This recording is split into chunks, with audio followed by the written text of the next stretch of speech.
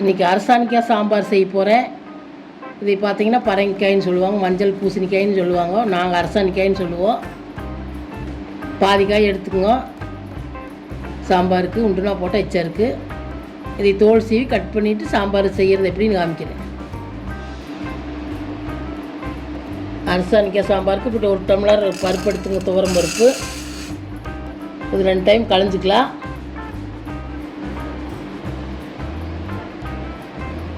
ரெண்டு டைம் களைஞ்சாச்சு. இதில் தேவையான அளவு தண்ணி ஊற்றிக்கலாம்.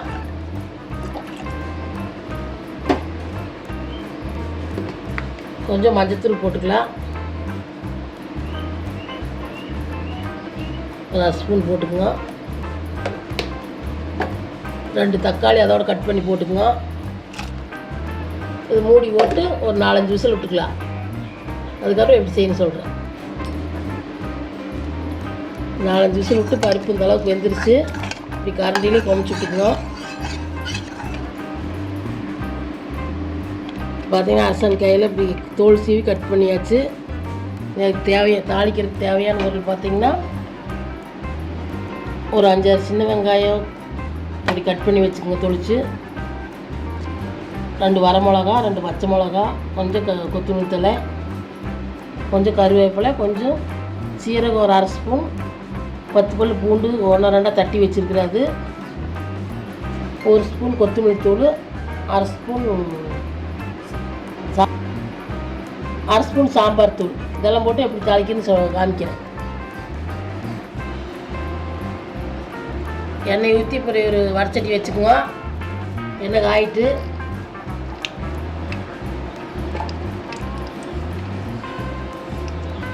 கடுகு சேர்த்துக்கோ. எண்ணெய் காஞ்சது.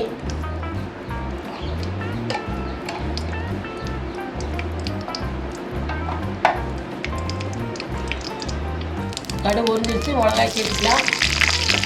வெங்காயத்தையும் சேர்த்துக்கலாம். கருவேப்பிலையும் சேர்த்துக்கலாம். வதக்கிட்டு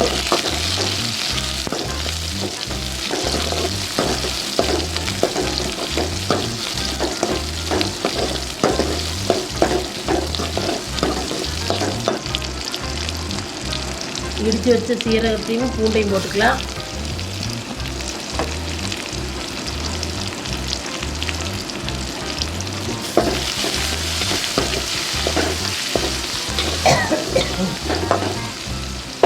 கொஞ்சம் அதோட பெருங்காயத்தூள் சேர்த்துக்கலாம்.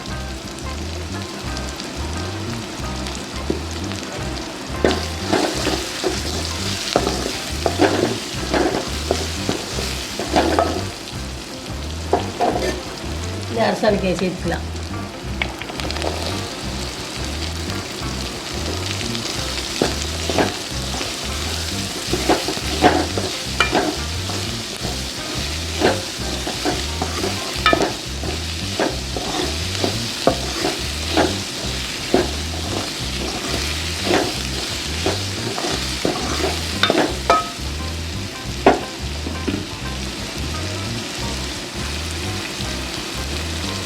பொடியும் சேர்த்துக்கலாம். மல்லிப்பொடி, சாம்பார் தூள் சேர்த்துக்கலாம். இதோட கொஞ்சம் புளி தண்ணி ஊற்றணும். தோட்ட ஆரம்பிச்சு கொஞ்சம் புளி ஒரு சின்ன எலுமிச்சை ஆச்சாலும் ஊற வச்சு வச்சுக்குவோம். புளி தண்ணி சேர்த்துக்கலாம். கடைசியில்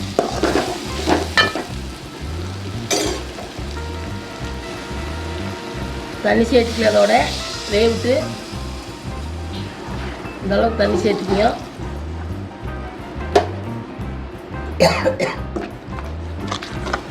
வேவிட்டு காய் கொஞ்சம் காய் வெந்துருச்சு. நீ புளி தண்ணி சேர்த்துக்கலாம். இன்னும் கொஞ்ச நேரம் பச்சை வாசமாக கொதிக்கிட்டு புளி பருப்பு சேர்த்துக்கலாம். கொஞ்ச நேரம் கொதிக்கிட்டு புளி ஊற்றி கொஞ்ச நேரம் கொதிச்சிருச்சு. காயும் வெந்துருச்சு. இதோட அந்த வேக வச்சு பருப்பு சேர்த்துக்கலாம்.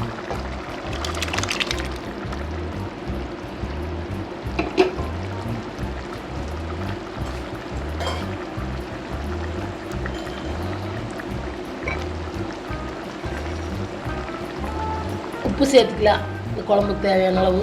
இந்த உப்பு எதுக்கு சேர்த்துல உப்பு சேர்த்துக்கலாம். கொஞ்சமாக தண்ணி அலாசி ஊற்றிக்கலாம். தேவையான அளவு தண்ணி சேர்த்துக்கலாம்.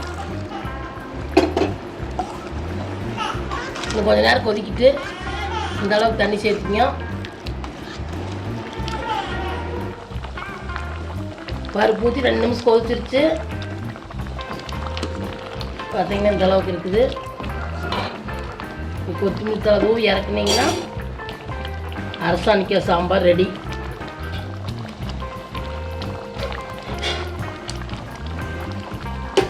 அடுப்பு ஆஃப் பண்ணிடலாம்.